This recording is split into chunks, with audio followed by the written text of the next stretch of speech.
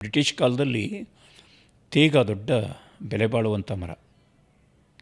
ಅವರಿಗೆ ಏನು ಬಂಗಲೆಗಳನ್ನು ಕಟ್ಟೋದಕ್ಕೆ, ರೈಲ್ವೆ ಸ್ಲೀಪರ್ಗಳಿಗೆ, ಲ್ಯಾಟ್ರಿನಲ್ಲಿ ಕೂತ್ಕೊಳ್ಳಬೇಕಾದ ಹಲಗೆಗಳಿಗಾಗಿಯೂ ನಮ್ಮ ತೇಗ ಬೇಕಾಯಿತು. ಹಾಗಾಗಿ ಅವರು ನಮ್ಮ ಕಾಡಿನಲ್ಲಿರುವ ನೈಸರ್ಗಿಕ ತೇಗವನ್ನು ಕತ್ತರಿಸೋಕೆ ಆರಂಭಿಸಿದರು. ಕಾಡಿನ ನೈಸರ್ಗಿಕ ತೇಗಗಳು ಕೊರತೆಯಾದಾಗ ತೇಗದ ತೋಟಗಳು ಶುರುವಾದವು. ತೇಗದ ತೋಟ ಎಲ್ಲಿ ಮಾಡಿದ್ದಾರೆ ಅಂತಂದರೆ, ನದಿ ಕಣಿವೆಯಲ್ಲಿ ನೈಸರ್ಗಿಕ ಕಾಡಿತ್ತಲ್ಲ, ಆ ಕಾಡನ್ನು ಕಡಿದು ಸುಟ್ಟು, ಬೆಂಕಿ ಹಾಕಿ ಸುಟ್ಟು, ಆ ಬೂದಿಯಲ್ಲಿ ತೇಗದ ಬೇರುಗಳನ್ನು ನಾಟಿ ಮಾಡ್ತಾ ಅರಣ್ಯೀಕರಣ 18ನೇ ಶತಮಾನದಲ್ಲಿ ಶುರುವಾಗಿದೆ.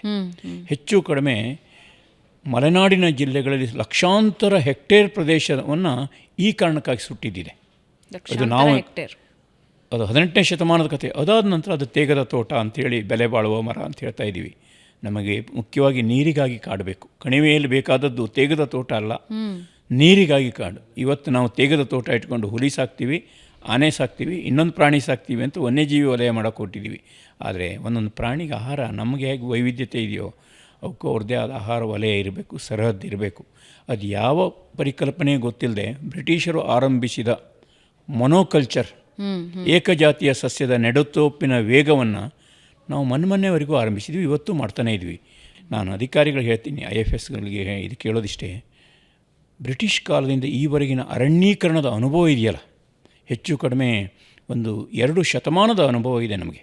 2 ಶತಮಾನದ 200 ವರ್ಷದ ಅನುಭವ ಇದೆ.